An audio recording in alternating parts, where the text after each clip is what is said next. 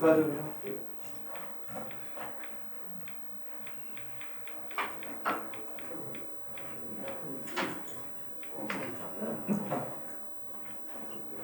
지금 저희가 이 안전성을 보면은 이제 뭐 약정금리 플러스 3%다. 또 원리금이 상환이 되고 있다. 1순위가. 그 다음에 서울 수도권 내 아파트만 하고 있고, 그 다음에 채무자의 여타 직업들이 또 있고, 재산이 또 있어요. 그리고 이제 여기 보면은 이제 이렇게 서울 수도권 내 500세대 이상 아파트 채무자의 직업이 있고, 가급적이면은 국민주택 규모 이하에만 하려고 하고 있고, 금융거래 확인 시에 다중채무자는 개인위생이나 파산 들어올 염려가 있기 때문에 이런 사람들은 가급적이면 회피하고 있고요.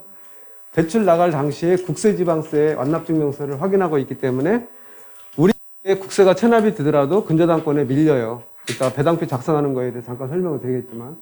그리고 전입세대 열람 확인서로 본인이 거주하고 있는지 확인해야 되는데, 자, 5년 동안 하다 보니까 이런 문제도 생길 수가 있어요. 전입세대가 없어요. 집이 비어 있어요.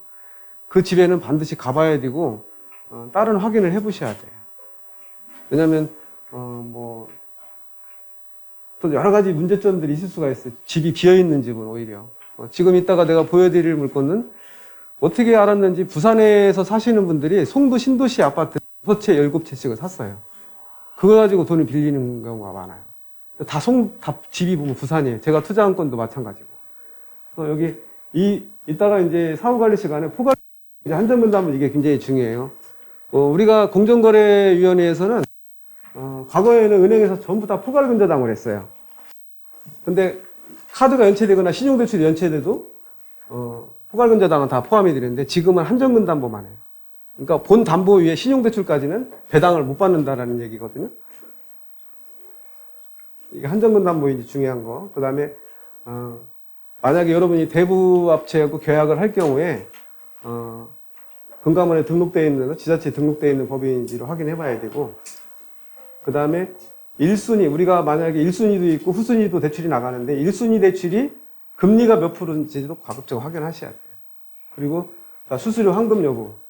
이게 여러분들이 가장 궁금해하는 사항들이 많아요. 저도 보면은 제가 투자한 건들은 다 1년이 넘어갔어요. 운이 좋게 10건이 넘는데. 근데 수수료 안 주고 근저당권 가져온 것들은 이 사람이 기분이 나빴거나 아니면은 뭐 자기 집을 돌린다고 생각했는지 3개월 이내에 상환된 경우가 있었어요. 3개월. 그러면 어떤 대부업체는 1개월 이내에 상환이 되면 수수료 4%를 다 돌려줘요. 어떤 대부업체는 2개월 이내에 상환되면 수수료 3%를 돌려주는 데가 있고 2% 돌려주는 데가 있어요. 3개월 이내에 상환되면 수수료 1%를 돌려주고 고객한테 중도상환 수수료를 받아요. 오늘 중도상환 수수료 받는 부분들을 여러분 설명을 드릴 거예요.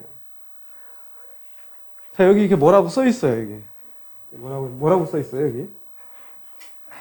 안 보이죠? 이게, 새싹이 나오기 전에 누가 감나무를 심고 저에 대한 고마움을 표시를 했던 거예요. GPL 투자하신 분이. 근데 이게 지금 이제 이렇게 났죠. 전에 말씀드린 대로 상품권을 이렇게 가져왔어, 누가. GPL 투자해서 너무 고맙다고.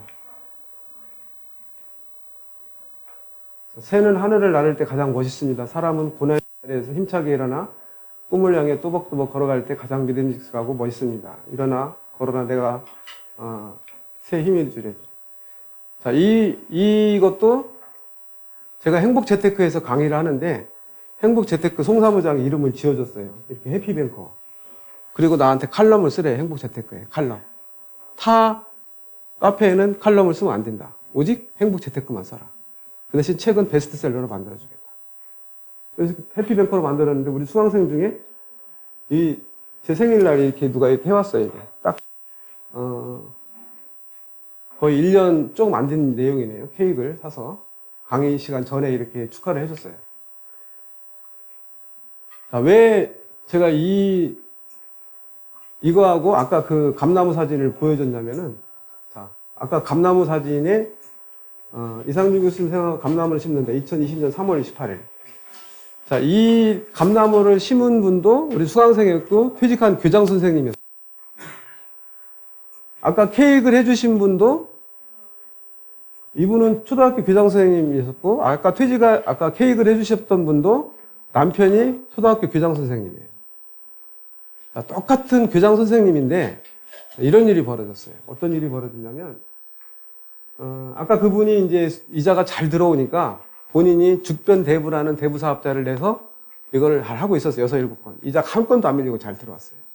근데 남편도 그쪽도 천주기 집안이고 여기도 천주기 집안인데 우리가 고객한테 이자를 너무 많이 받는 것 같아. 죄받을 것 같아. 그래서 아까 케이크를 해준 그 사모님의 남편이 대부사업자를 그만했으면 좋겠다. 그래가지고 그분은 대부사업자 폐업을 하고 그 사람이 가지고 있는 4건, 5건을 제가 다 근저당권 이자를 가져왔어요. 그분은 대부사업자를 안 해요, 이제. 그리고 이분은 여기에 수익이 나니까 이분은 어떤 일을 하냐면은 퇴직하시고 본인이 연금이 380만 원 나오고 사모님도 같이 우리 사무실에 오셨는데 사모님도 교장선생님으로 퇴직하셨는데 사모님은 420만 원이 나옵니다. 이분은 380만 원 나오고. 근데 이분은 어떤 일을 하시냐면은 교도소에 다니면서 봉사활동을 하세요. 영치금을 10만 원씩 내주는데 가족이 없는 경우에 영치금이 뭔지 아시죠? 영치금으로 뭐 생활용품도 사고 담배도 사피고 이런 거를 하는데 이분이 영치금을 10만 원씩 넣어주는데 380만 원이 부족하더라는 거예요. 열심히 기도를 했더니 하느님이 나를 만나게 해줬대요. 이분은 증권회사에서 6억을 빼서 지금 이걸 하고 계세요. 똑같은 교장선생님이고 똑같은 사람인데 어느 누가 누구를 나무랄 수가 없어요. 사람이 살아가는 방식이 다르고 인생관이 다르기 때문에. 어쨌든 판단은 여러분이 하셔라. 만약에 여러분이 정말 이 사업으로 돈을 벌려고 한다면은 여러분이 돈을 3억 원을 빌려줬어요. 친구한테. 근데 그 친구가 빚에 너무 쪼들려서 자살을 했어요. 자살했는데 그분 장례식장에 가서 그 부의함을 털어서 여러분들이 내 돈 받아야 한다고 가져올 자신 있으세요? 아무도 없죠. 큰 돈을 벌으시려면 그런 마음까지도 가지셔야 돼요. 이런 마음으로는 돈을 못 벌죠. 아까 그분 같은 마음으로는. 어떤 분이 제가 이제 라디오를 듣고 오는데 그런 얘기를 해요. 15년 동안 탔던 차를 나의 애마가 되어서 내가 원하는 곳에 다 가게 했는데 15년 후에 이제 이걸 중고차를 팔라니까 100에서 200만 원 받을 수가 있대요. 근데 이 사람은 또 다른 사람한테 넘어가면은 나한테 그동안에 15년 동안 봉사하고 헌신한 애마 차가 다른 사람한테 넘어가면은 또 더 힘들어질 것 같아서 그냥 폐차를 결심했다는 거예요. 자동차에도 생명력을 부어오는 사람이에요. 살아가는 방법들이 다 달라요. 근데 지금 제가 얘기한 거를 고민 한번 해보세요, 지금. 내가 못 받은 돈 3억 원이면은, 우리 집안이 풍비박산을 날 수도 있고.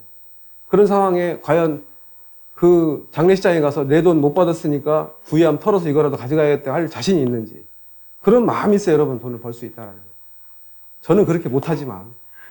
어쨌든. 그냥 너무 저기 한 얘기라. 자, 근저당권 이전에 대해서 한번 알아볼게요. 자, 수원시 권선동 38 근저당권 이전 투자인데 수수료가 없어요. 자, 여기 보면은 자, 이분이 채무자 아파트 소유자고 이분이 그분이에요. 좀 전에 케이크 사줬던 분. 6천만 원 투자하고 2019년 1월 14일 날. 제가 이분이 남편이 그렇게 한다니까 괜히 부부싸움 하지 말고 충분히 먹고 살고 있으니 그렇게 하시라고 해서 돈 다 빼주고 내가 근저당권 이전해왔어요. 내가. 내 이름으로. 여기 보면 이상준이죠. 이상준. 그때 이 사람이 나는 어떻게 투자했냐면은 이 사람이 근저당 설정에 대한 질권 설정을 투자했어요. 그때 이 사람이 폐업신고를 그 당시에는 폐업신고를 안 했어요. 물건이 남아있었기 때문에. 폐업신고를 한다고 대부로 가져가래요. 대부. 그래서 내가 여기 이쪽으로 가져왔어요. 이름으로. 계약 양도 및 근저당권 변경 신청서를. 이게 그 전말입니다. 수수료 없이 가져왔어요. 자, 흥국생명은 2억 1,840만 원을 120%로 나누면은 1억 8,200이 잔액이에요. 자, 이 사람은 4천만 원이고 150% 설정했어요. 아까 그 케이크 주신 분이. 자, 이거는 나는 대부업체를 가져와서 지금도 이자 잘 들어오고 있어요. 얼마나 됐죠, 시간이?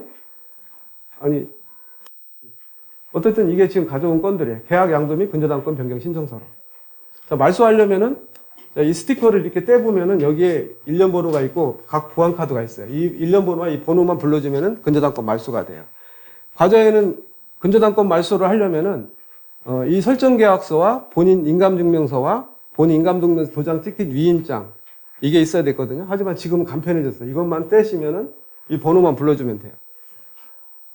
그래서 여러분이 나중에 해외여행을 가시거나 그 당시에 돈이 상환될 걱정을 할 때에는 이걸 떼서 사진을 찍어 놓으셔야 돼요. 잊어먹어도 상관없어요. 떼보니까 이렇게 나와요. 여기 이 번호 32번에 뒷자리 불러주세요. 그러면 이 번호하고 이거 불러주면은 근저당권이 말소가 된다. 자, 제가 여러분에게 이걸 나눠줬죠. 자, 이거를 간단히 설명을 드리려고 제가 가져왔어요. 자, 시간이 없기 때문에 빨리 진행을 할게요. 자, 이거는 제가 500부 인쇄를 하는데 45만 원 줬어요. 그러니까 여러분들은 이 날짜 지우고 여러분들은 여기에다 여러분 연락처 만들어 놓고 STP, 쇼더 플레이라고 해서 다른 사람에게 사업 설명을 할 수 있다. 비즈니스나 투자 개념으로 볼 때. 자, 여기는 85% 범위 내에 아파트 담보 잡고 돈을 빌려주는데 최고 85에서 18에서 24%까지 이자를 받는다. 그리고 투자 물건을 올려주면은 본인들이 투자하겠다고 결정을 하면은 근저당 설정으로 돈을 빌려주는데 법무사에서 접수번호가 나올 때 돈을 쏴준다. 그래서 전 시간에 그림으로 그렸듯이 대출자, 담보 제공자, 채무자 똑같은 말이죠. 근저당권 설정자. 여러분이 P2P에 돈을 빌려주고 할 때는 설정은 P2P 사업자가 설정을 해요. 근데 여러분들은 대부사업자가 나오는 경우에는 근저당권자, 여러분이 근저당권 설정자예요. 은행이랑 똑같은 거죠. 여러분이 돈 빌릴 때는 담보 제공자, 은행에서는 근저당권자, 여러분들이 근저당권자가 된 거예요. 자, P2P는 피어 투 피어, 퍼슨 투 퍼슨, 투자자와 대출자를, 채무자를 연결을 해주고 플랫폼 수수료를 받는데 아파트는 12%, 상가는 15%예요. 이 중에 27.5% 세금을 떼야 돼요. 자, 이자소득세법 26조에 의하면은 비영업자금의 이자소득세는 27.5% 세금을 떼게 돼 있다. 자, P2P 업체가 대부로 연결할 수도 있어요. 수수료는 2에서 4%. 만약에 13%짜리면 수수료 2% 주고요. 15% 이상인 경우는 4% 이상. P2P에서는 가상계좌로 돈이 들어옵니다. 투자자들한테.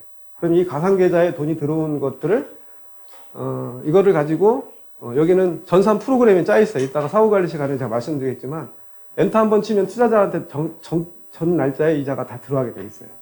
근데 P2P를 여러분이 설립을 한다면은, 플랫폼을 만들어야 되고, 이 플랫폼 사업자도 만들어야 되는데, 이거를 만드는데, 카페 24시에 들어가면 이 P2P 플랫폼을 팔아요. 4,500만 원에서 5천만 원. 근데 그거는 못 써요. 그냥 5천만 원 날리는 거예요. 이거를, 전문 기술자한테 P2P 플랫폼을 만드는 걸 만드는데 500만 원씩 2명한테 6개월 적어서 만들어서 제대로 만들었대요. 왜냐하면 계속 업그레이드를 시켜야 되기 때문에 카페 24시에 만든 P2P 업체는 의미가 없다. 그래서 여기에서 투자금을 모아서 대부로 돌리는 경우도 많아요. 근데 P2P가 지금 망하는 이유는 PF 대출에 많이 투자를 해요. 건물 올라가다 부도난 것들. 상가나 아파트만 투자해서는 큰 수익, 손해볼 리가 없겠지만 어쨌든 이런 절차로 일행에 진다고 이렇게 말씀을 드렸습니다. 자, 투자 시 주의점들은 좀 이따가 설명을 드릴 거고, 당일까지 국세지방세 안납증명서 다 받고, 자, 이자소득세는 소득세법령 26조에서 비영업등 미서 27.5% 세금을 떼야 되는데, 우리는 위촉 계약서로 3.3%만 떼고, 5월 31일까지 종합소득세 신고를 하면은 6월 말에서 7월 초에 3.3% 낸 세금은 돌려받아요, 여기다. 왜냐하면 기준경비를 인정해주는 부분이 있기 때문에. 자, 별도 세금 직접 이자 조치하면은 여러분이 대부사업자를 내야 되겠죠. 자, 그래서 치고 24% 이자까지 받는 거고. 자, 여기는 전에 설명을 드렸죠. 담보 비율 내각가액. 이거는 보수적으로 봤다라는 거. 채무자의 교장세 연봉 7천만 원인데 채무자가 본인 아파트 담보 제공하고 아들 결혼자금 명목으로 7천만 원을 빌리는 경우도 있다.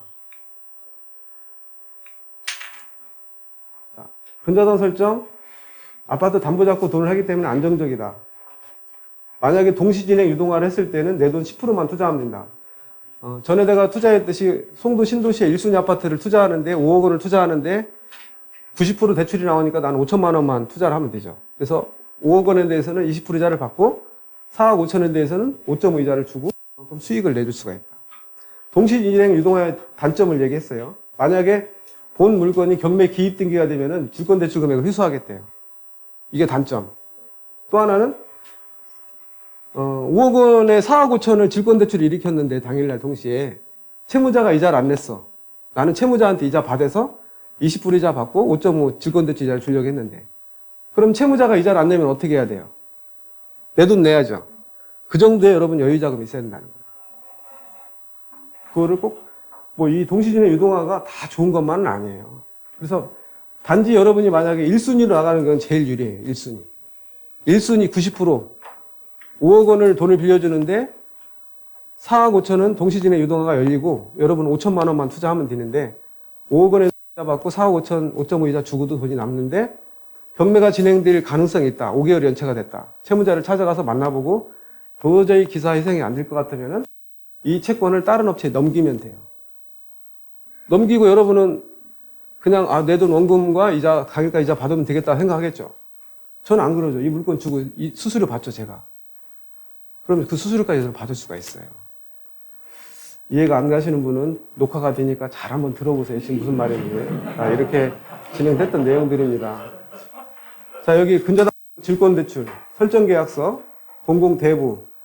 자, 22번에 2-1의 부기등기는 주등기에 따른다. 등기법 60조 2항, 그 다음에 여기, 질권설정 142조의 2의 등기법상 이렇게 나와 있어요. 부동산 등기법상. 부기등기는 주등기에 따른다. 부동산 등기법 제156조 2항, 권리질권도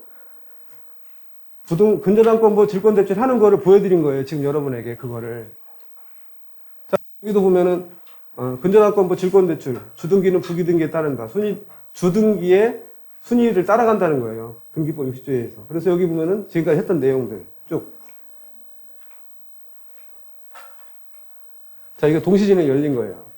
자, 8억 원을 1순위로 대출을 해주는데, 선순위가 3억이 있네요. 8억 원은 후순위, 1순위는 여러분이 1순위 대출을 할 경우에는 채권의 90% 유동화가 열리지만 후순위인 경우에는 KB세 90% 빼기 선순위 채권 최고액 빼기 방 하나. 이게 한도예요. 그래서 다 제하고도 수익을 내는 방법을 그냥 제가 그 브로셔에 만들어 뒀어요. 162%의 수익률이. 자, 8억 투자하는데 7억 2천 대출이 나와요. 동시에. 안 나오면 브릿지 자금 쓰면 돼요. 며칠 전에 대부업체 몇 개 모여서 물어보니까 브릿지 자금이 지금 70억 정도가 모여야 돼요. 여러분 70억 쓸 수가 있어요. 브릿지 자금. 브릿지 자금 쓸 때 수수료 들어가나요? 안 들어가나요? 꼭 18%는 아니에요. 만약에 이 7억 2천을 브릿지 자금을 쓰고 싶다. 그러면은 15일 동안에 22% 받아서 브릿지 자금 그 사람한테 주는 거예요. 15일 동안. 나는 수수료 없어요. 만약에 15%면 15% 주는 거죠.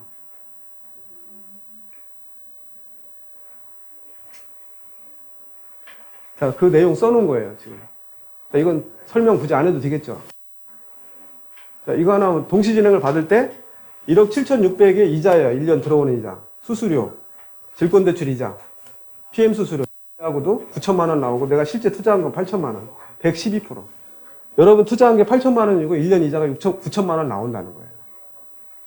만약에 질권대출을 안 익힐 때는 당연히 18%에서 4% 수수료는 14%죠.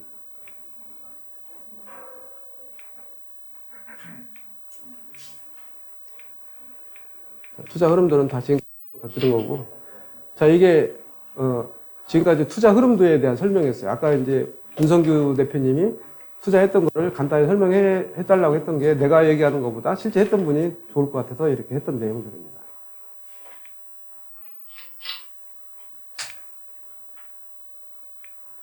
그래서 최근에 낙찰된 사례도 다 이렇게 표시를 다 해줬어요.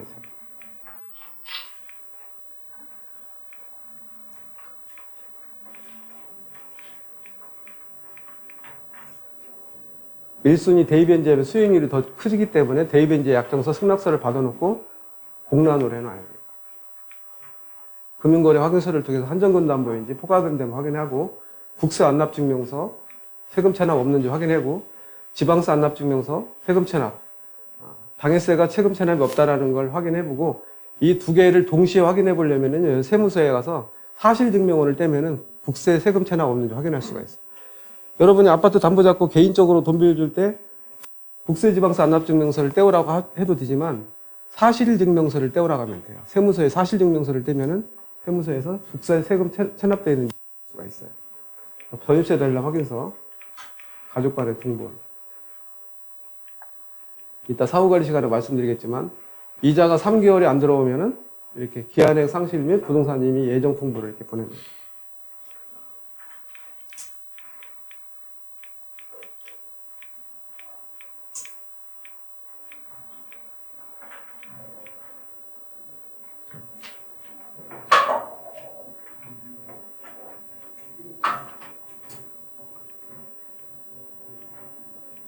이 사람이 돈 얼마 빌려줬지? 이걸 150% 2250만 원을 150으로 나누면 1500만 원 빌려준 거죠, 이 사람이.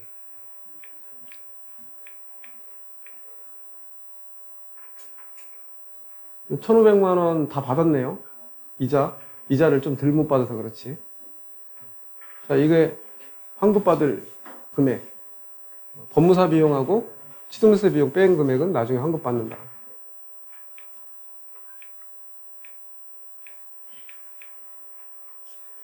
자, 여기 보면은 사업자 냈던 현황. 자, 채권계산서 이렇게. 자, 은행은요, 채권계산서를 속일 수가 없어요. 왜냐하면은 여기에 전산으로 뒤에 입력이 되기 때문에 아주 여기 여러분들은 채권계산서를 임의적으로 만들 수가 있습니다. 예가람저축은행 대출 모집이니 대출금을 모집하는 방법이에요. 연 7.5에서 8.5. 자, 이렇게 하고 담당자, 여기 밑에 담당자 이름이 있어요, 이름. 그리고 누군가 이걸 보고 카페나 블로그나 페이스북이나 텔레그램에 보고 이걸 보고 전화가 오면은 이 전화가 오겠죠. 그리고 예가람저축은행 연결해주고 수수료 2에서 3%를 받아요. 근데 예가람저축은행 대출이 안 될 때 대부로 바로 연결이 되죠. 대출 못 받습니다, 사장님은. 대부로 15%짜리 써야 돼요. 15% 금리가 너무 높은데요. 지금 저축은행도 13%인데 15% 높지 않아요. 그럼 이 사람이 연체가 있거나 소득이 없다. 그런 경우는 금리 변경이나 금리 조절을 해야 되겠죠. 자, 유진저축은행 대출 조견표예요. 유진저축은행 모집인이 여기에 보면은 유진저축은행 담당자, 그 다음에 모집인 코드 이렇게 번호서 이렇게 해놓은 거예요. 이렇게 홍보를 해요. 그리고 여기에 이거 보고 온 사람한테 유진저축은행 연결해서 수수료 3% 받아요. 대출 금액에. 만약에 여기서 못하면은 대부로 넘어오죠. 고려저축은행. 자, 이걸 아파트로 뿌려요, 다. 아파트에 설치해놓고. 안양저축은행. 다 있네요, 여기, 지금. 이거 뿌리고, 이 사람한테 전화 오면은, 여기로 신협, 세종, 금화, 예가람에 연결해주고 수수료 3%를 받아요. 만약 여기서 안 될 경우에 대부로 넘어오죠. 물건을 이렇게 만들어져요. 자, 금전의 대부 또는 중개를 업으로 간주하는 판례 및 자기자본. 이렇게. 자기자본 1000만 원인 경우에 개인사업자 5천만 원 대부사업자. 대부사업법 제2조의 9 자기자본의 대통령령으로 정한 거예요. 그 다음에 여기 감독 규정. 법무사 사무실이나 변호사 사무실에 여러분들 사업자 낼 때 이렇게 만들어야 되죠. 다 해줘요, 여기에.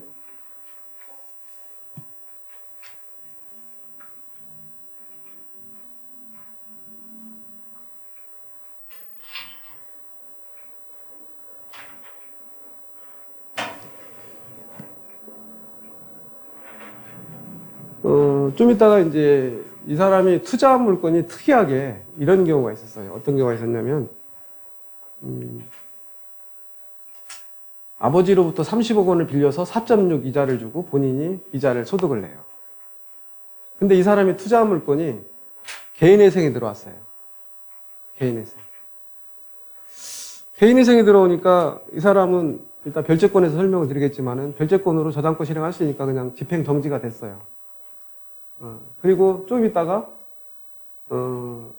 개인회생 기간이 다 끝나고 나중에 와서 이 사람이 이자가 너무 높다고 탕감해달라고. 그때는 24, 27점 구했는데 당신은 개인회생 신청했으니까 괘씸해. 이자 탕감 못해줘. 그런 경우가 있고 초창기에는 이런 사례가 있었어요. 다음류는 등기로 넘어오고 있었어요. 등기로. 근데 법무사가 그때 등기부등본을 떼보면 사건 처리 중이라고 떴을 텐데 그걸 안 하고 바로 접수를 시켰어요. 가압류가 하루 먼저 들어오고 근저당이 뒤에 들어왔어요. 그래서 경매가 들어갔어요, 이게. 가압류가 먼저 들어오고 채권이 먼저 들어오고 물건이 근저당권 물건이 뒤에 들어왔어요. 배당은 어떻게 되죠, 배당? 자, 물건과 채권에서는 물건이 우선이고 물건과 물건은 우선순위, 접수번 우선순위. 채권이 우선이고 물건이 뒤에는 안분 비례를 하게 돼요. 그래서 1,200만 원을 못 받았어요. 물론 원금을 다 받고 이자 1,800만 원 받았는데 이자 1,200을 못 받았어요, 이자. 근데 그 당시에 대부업 원금이 손실이 날 경우에 원금의 50%를 책임지겠다는 협약서가 있었어요. 근데 대부업체 직원이 자기가 만들고도 그걸 몰라. 이 사람은 원금 다 받고 이자 1,800을 받았어요. 그리고 1,200을 가압류가 네가 늦게 법무사가 잘못했기 때문에 가압류 비용까지 1,200 이자를 다 받아야 되겠다라는 거예요. 그래서 줬어요. 자기는 문구를 그렇게 썼거든. 원금이 손실이 날 경우에 원금의 50%를 준다고 썼거든, 자기가. 그 써놓고도 이자를 다 줬어요. 그건 법무사가 책임져야 돼요? 대부업체가 책임져야 돼요? 자, 접수할 당시에 가압류가 등기로 넘어오고 있었고, 요즘 전자소송을 많이 하죠. 전자신청도 많이 하고, 경매도 전자신청으로 많이 하는데, 자, 근저당은 당일날 등기소에 접수를 했어요. 근데 지금 가압류가 접수 등기관이 지금 입력하고 있는 때야. 가압류가 하루 먼저 들어왔어. 그럼 그 책임을 누구한테 물어야 돼요? 대부업체가 물어야 돼요? 법무사가 물어야 돼요? 여기 우리 법무사님 계신데, 우리 홍준수 법무사님, 누가 물어야 돼요? 확인할 의무가 있던데, 법무사가. 그렇죠. 법무사가 책임져야죠. 어쨌든 법무사하고 대부하고 반반씩 돈 다 갚았어요. 저기 우리 홍준표 법무사님 오셨는데요. 서초동에 사무실이에요. 대부사업자 낼 때 싸게 해줄 거예요. 나중에 명함 하나 받아가세요. 자, 그런 상황이 벌어졌습니다. 지금. 그런 상황도 있어요. 사례를 여러분에게 설명을 드릴까 합니다. 자, 인생은 결단의 연속이다. 성공한 사람들은 인생의 전환점에서 강인한 결단력을 보이는 공통점을 갖고 있다. 자신의 본능적 욕구를 거절하는 사람이 크게 성공한다. 목표가 큰 사람은요, 크게 성공할 수가 있어요. 근데 목표가 작은 사람은 우리 뇌가 작동을 안 한대요. 자, 이 물건은요, 자, 근저당권 이전에서 투자한 건이에요. 근저당권 이전. 여기 보면은 채무자가 어머니가 담보제공자고 딸은 개인 과외를 해서 월 350만 원 내는 사람이 돈을 빌려달래. 6,600을. 1순위 삼성생명 있고 후순위 6,600. 담보 비율 딱 80% 조금 넘었네요. 자, 저는 이 물건을 올릴 때 이런 생각을 했어요. 어머니 담보로 대출을 받는 딸이 경매가 들어갈 정도로 이자 내지는 못하진 않을 것 같다. 근데 이상한 일이 벌어졌어요. 이자를 못 냈어요, 6개월 동안. 전화해도 안 받아요. 이은경 씨가. 내가 어머니한테 전화했어요, 선교사. 저기 따님이 대출 받은 거 알고 있죠? 예, 제가 자서에서 알고 있는데요. 따님이 지금 이자를 못 내고 있습니다. 저는 어머니가 연금을 받아서 차라리 어머니가 이자를 내주시면 안 돼요. 그런 생각으로 전화를 했어요. 아, 그렇군요. 제가 딸한테 전화드리러 할게요. 이를 끊었어요. 7개월째 이자가 안 들어옵니다. 8개월째 이자가 안 들어와요. 자, 이거 투자한 사람은 자기 돈 빼달래요. 이자 다 포기할 테니까. 바로 가져왔죠, 제가. 이자 포기한다는데 6,600 돌려주고 가져왔어요. 그래서 이은경 씨한테 전화를 했어요. 좀만 기다려달래요. 자, 문제는 더 커졌어요. 어머니가 유방암 걸려서 수술을 하겠어요. 여러분 어떻게 하셔야 돼, 이럴 때. 자, 이런 문제가 벌어질 수가 있어요. 가끔. 그 이자 못 내는데 어머니 수술하니까 그냥 봐주자. 이자 안 받을게 원금만 돌려서 할 수 있어요? 아까 지금 장례식장 가서 부위암 털어올 준비했다고 그랬잖아요. 경매 신청해야죠. 네, 근저당권 이전으로 가져온 건입니다. 등기부등본 떼보시면 알겠지만 근저당권 이전이 돼 있어요. 전세권 설정하는 이유는 취우선 변제금을 배제하기 위해. 우선 변제권의 남용이 너무 많아요. 이따가 지금 배당이소 들어간 건들이 있는데 실제로 대출 나갈 때는 취우선 변제금이 없었어요, 임차가. 근데 3천만 원 임차 신고를 했어요. 2,700만 원 배당 받았어요. 저한테 전화가 수강생이. 이거 대출 나갈 때 임차인이 없었는데 임차인이 취우선에 2,700 배당 받았습니다. 배당 이의소 제기하세요. 배당 이의 제기한다고 하세요. 당일날 사업보좌관 얘기하죠. 이 배당에 이의가 있는 사람은 사건 번호를 치고 앞으로 나오셔서 사유를 얘기하세요. 아파트 시세가 5억인데 설정이 7억이 돼 있어요. 근데 전세가 월세 3천만 원이 들어와 있어요. 가짜죠? 여기 공인중개사도 있지만 설정 금액 60%인 경우는 시세가 60%인 건 계약을 안 해요. 공인중개사 계약을 했어요. 제가 이런 이유로 배당이소 제기를 하고 사문서 경매 방해죄 2년 이하의 700만 원 벌금 같이 올렸어요. 지금 진행 중으로 뛰고 있어요. 그것도 오늘 준비가 됐습니다.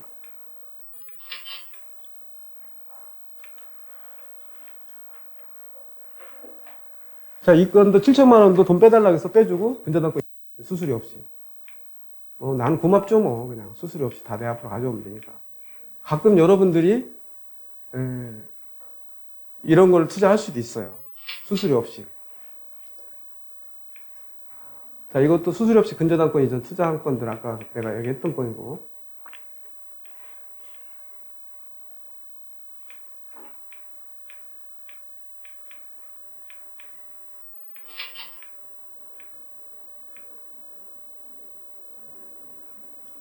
자, 여러분들이 가끔 이런 질문해요. 대부사업자 없이 근저당권부 질권 설정만 하고 안전장치로 투자를 하는데 위험성은 없나? 자, 이 사람은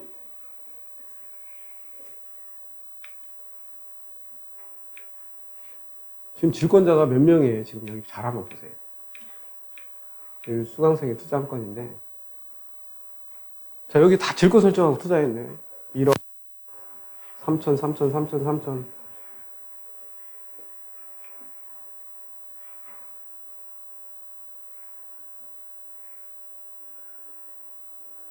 자, 시흥시 1년에 2번 내는 재산세, 가계세 먼저 배당받고, 자, 모아저축은행 질권대출 해준 거면. 모아저축은행 인천 주안에 있는 본점에 있어요, 여기. 모아저축은행에 NPL 대출 많이 해줍니다. 자, 질권대출 해주고, 개인 투자자는 이렇게 질권 설정했어요. 자, 개인 투자자 다 받았어요, 배당. 질권 설정자죠, 질권 설정자.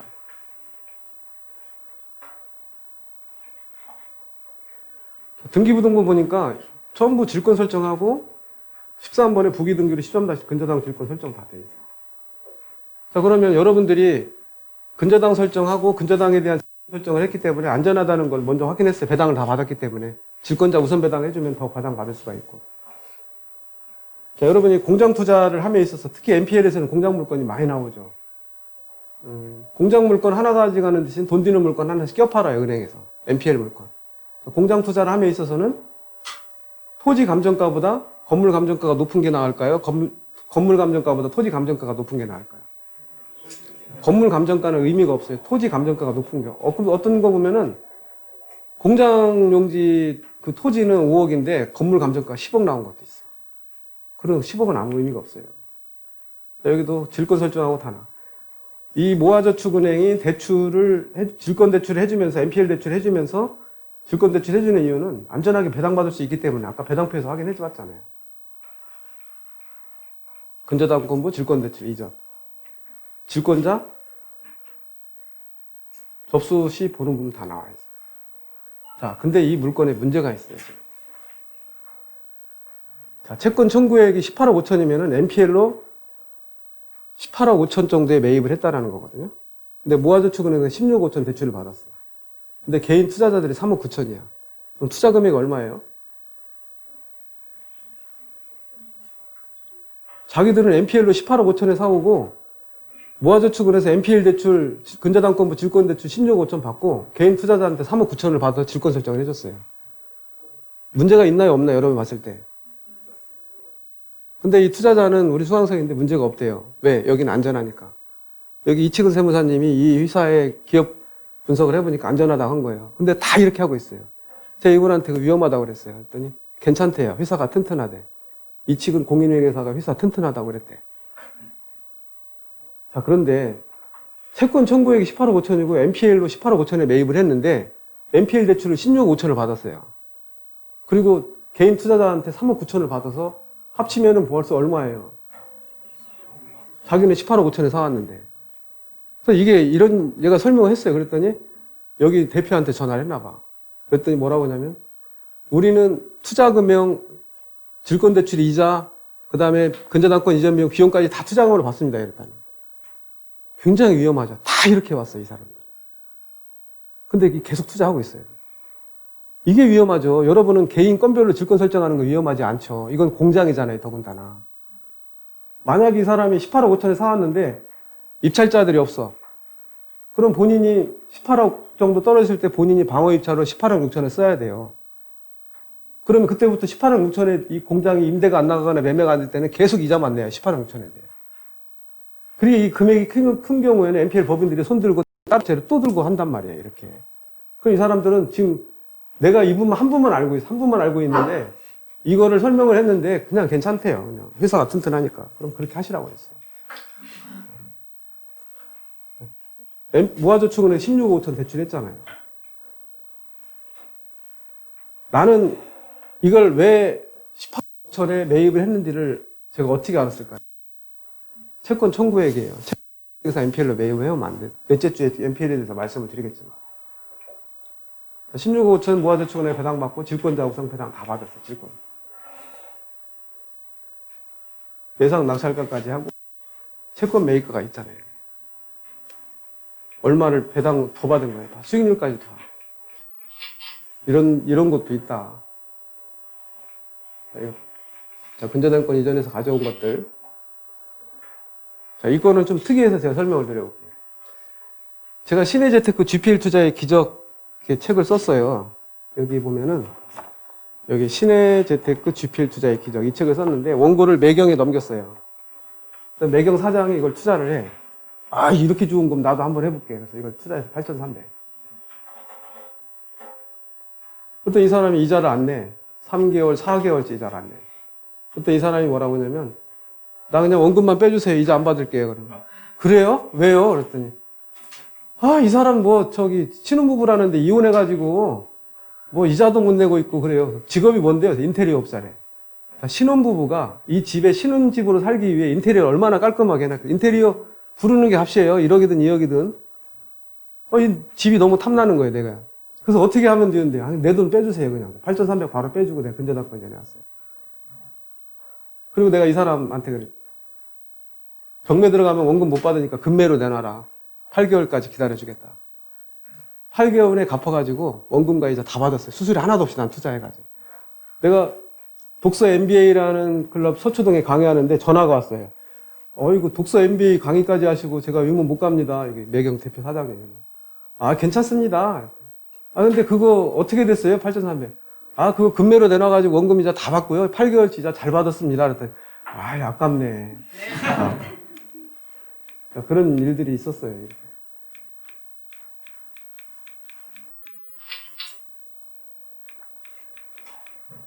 자, 투자 물건에 자서 받는 방법. 서류 들어왔던 거. 자, 계약 양도 및 근저당권 변경 설정 이렇게 들어요. 자, 이분이 아까 교장 선생님 그분이에요. 그러니까 내 앞으로 다 넘겨온 거. 다른 사람으로 넘겨와서 근저당권 이전 해오는 거. 주민번호가 있어서 지웠어야 되는데 안 지워서 빨리 넘어갔어요. 자, 여기 보면은 근저당권인 계약 변경으로 20번의 개인으로 근저당권 변경해서 수수료 없이 투자도 가능하고 질권 설정도 가능하다. 자, 이것도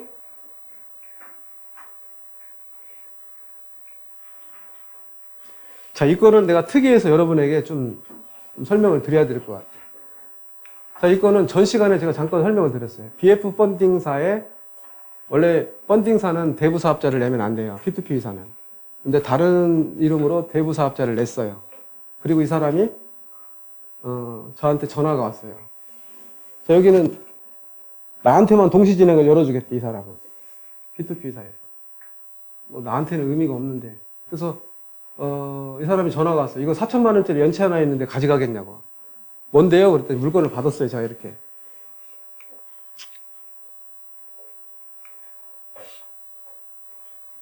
자, 이 사람이 직장 다니는 사람이고 연봉 한 6천 돼요. 자, 이걸 가져가래, 이걸 지금. 이거를 근저당권 이전해서 가져가래. 연체됐다고.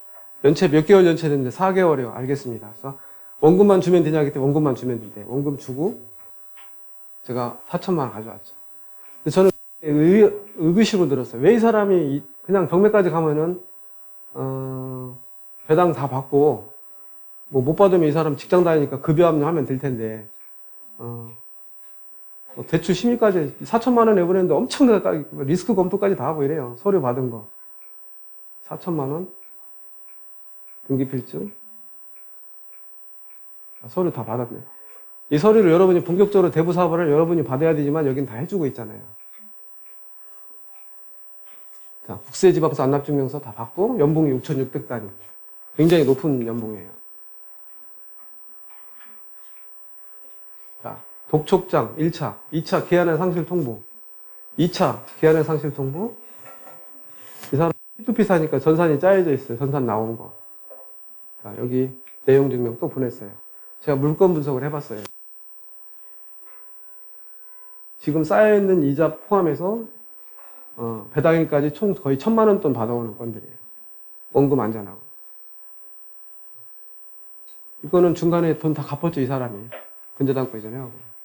자, 근데 경매까지 가면 원금과 이자 다 받고 못 받으면은 직장 6,600원 급여 합류하면 될 텐데 왜 이 P2P 사는 이 채권을 팔았을까요, 저한테? 왜 팔았을 거라고 생각하세요? 여러분이 P2P 사를 차렸어요. 근데 연체가 한 건 발생했어요.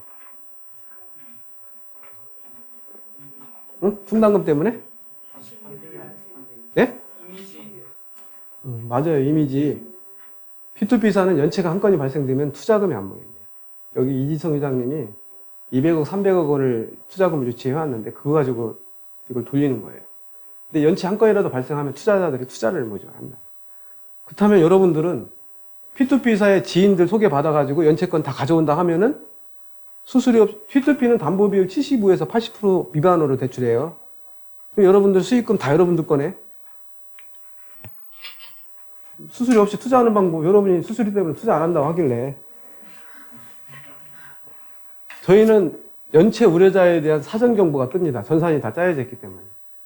우리 수협 중앙이 송파에 수협 전산실에 보면은요, 우리 직원들이 300명 있어요. 전산실에 직원만 300명. 이걸 다 만드는 거예요. 이렇게 다 만들어져 있어요. 금융기관은. 자, 기한액 상실 통보. 정상이자, 연체이자. 자, 2차 기한액 상실 및 부동산 임의경매 예정사실 통지서 2차 보냅니다. 자, 이 사람이 이자 상환 능력 되는지 확인해보고 그 다음에 설정계약서. 여기 한정근담보로 돼. 후괄근저당이 아니라. 자, 여기 채무자, 근저당권 설정자. 여러분이 근저당권 설정자죠. 여기. 여러분은 근저당권자죠. 여러분은 여기가 되는 거예요. 여기가. 반대로. 자, 여기도 스티커 떼보면은 접수번호, 토지니까 지상권 설정까지 다 돼 있어요. 자, 부동산 임의경매 신청서, 채권자, 채무자. 이걸 보세요. 이거. 지금 약정금리 플러스 3%잖아요. 그러면 여기는 현재금리 4.5면은 3 더하면 7.5 이상 신청을 못해요. 근데 신청했잖아요, 그냥. 여기 신청한 대로 줘요. 여러분들이 만약에 투자물건에 채권할 때 그냥 최고로 24% 신청하세요, 그냥. 그리고 채권 최고액만 넘지 않으면 돼요. 어떤 유동화 전문회사 AMC는 그냥 채권 최고액으로 다 신청해요. 그 배당 다 해줘요. 일자까지 안 찼는데. 이게 중요하다라는 거고.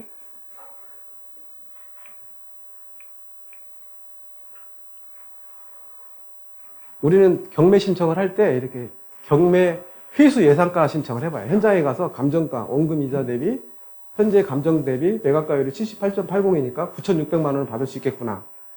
원금은 받을 수 있네. 이때 경매 신청을 합니다. 회수 예상가 때문에. 그 다음에 담보물 현장 답사에서 실제 시세 파악도 해보고 시세 조사까지 다 해봅니다. 현장 사진.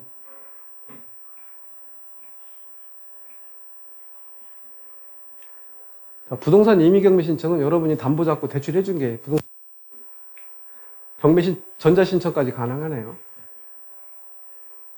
19.5지만 여러분은 채권 최고액으로 신청하는 거예요. 바로. 선고금액. 원금. 그 다음에 배당일때 채권 최고액 신청한다. 이렇게. 그러면 경매사법보호자관이 왜 약정금리 플러스 3%인데 19.5로 신청했어요? 그렇게 할까요? 안 할까요? 몰라요. 경매 계장들은.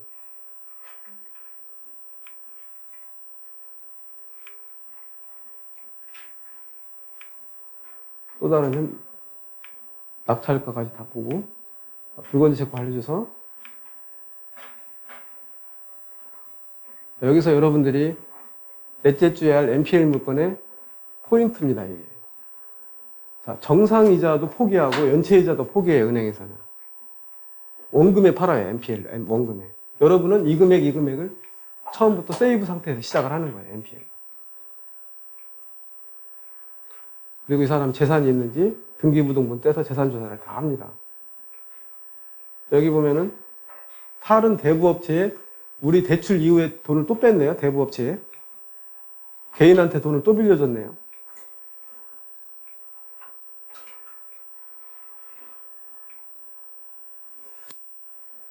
공정증서 등록, 여러분이 친구라고 돈을 빌려주고 차용금 신청서만 받았을 때는 대여금 청구 소송이나 지급명령, 국가로부터 공권력을 행사해서 실행할 수 있는 채무명의가 있어야 돼요. 근데 돈을 빌려줄 때 차용금 신청서나 공정증서를 받아놓으면 이걸로 바로 강제경매 신청할 수가 있어요. 그래서 가족 간에도 친구 간에도 돈을 빌려줄 때는 공정증서를 받아놓고 바로 하면 바로 강제집행을 할 수가 있습니다. 소비대체 약정 돈 빌려주고 채권자 채무자 간에 공증사무실에서 돈을 빌려주고 강제경매 신청을 합니다.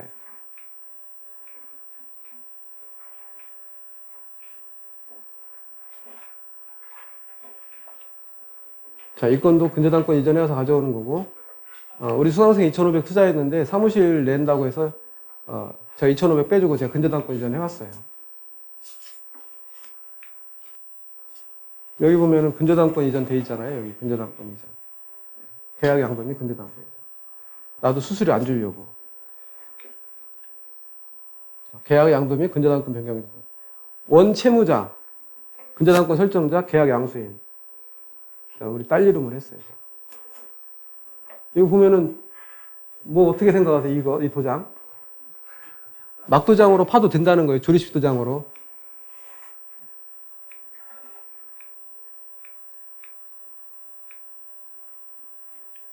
자, 여기 당초 대출에 대한 수수료 없이 근저당권 이전 가능하다.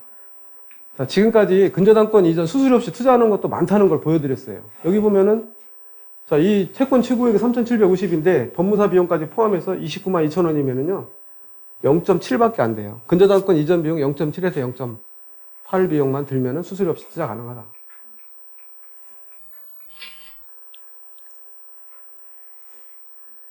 자, 이 건도 우리 수강생이 달라고 해서 줬어요, 제가.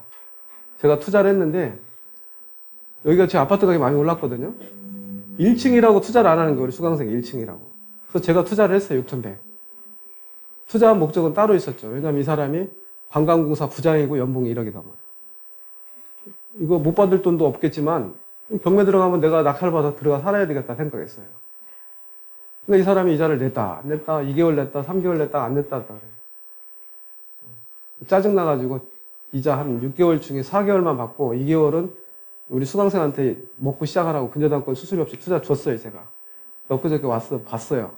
봤더니 경매 신청했나 했더니 경매하려고 했더니 돈 입금시키고 경매하려면 돈 입금시키고 짜증난다는 거. 이거 가져간 사람이 누구냐면 헌병 대령이에요, 헌병 대령. 우리 그 상무에 모셨던 했는데 이분 성격이 대단하다고. 별 달고 은퇴를 해야 되는데 성질이 더러워가지고 별을 못 달고 나왔대요. 여러분 잘 참고하세요, 이분이 강의를 듣고 저한테 제가 NPL로 15억을 날렸습니다. 그분은 지금도 돈 많이 벌고 있다고 얘기를 하고 다니시는 분이에요. 그분하고 동업을 해서. 제가 이걸 만났다면은 지금 재산을 10배로 더 늘렸을 텐데. NPL을 아무나 하는 게 아니에요. 여러분 주변에 강의하러 다니면 다 돈 벌었다는 얘기만 하죠. 손해본 얘기는 안 하고. 저희 NPL 매입처 중에 90% 이상을 사가는 NPL 법인이 있었어요. 이 사람 돈 많이 벌겠다. 내가 사가는 금액 대비 낙찰 금액을 보니까 지금 NPL 폐업 신고했어요. NPL 돈 안 돼요. 그분이 손해본 것만 해도 내가 다 알고 있으니까. 나머지는 여러분들이 알아서 결정하시는데, 여기 보면은 연봉이 세잖아요, 여기. 가지고 있었으면 돈 더 벌었는데 그냥 팔았어요, 나도.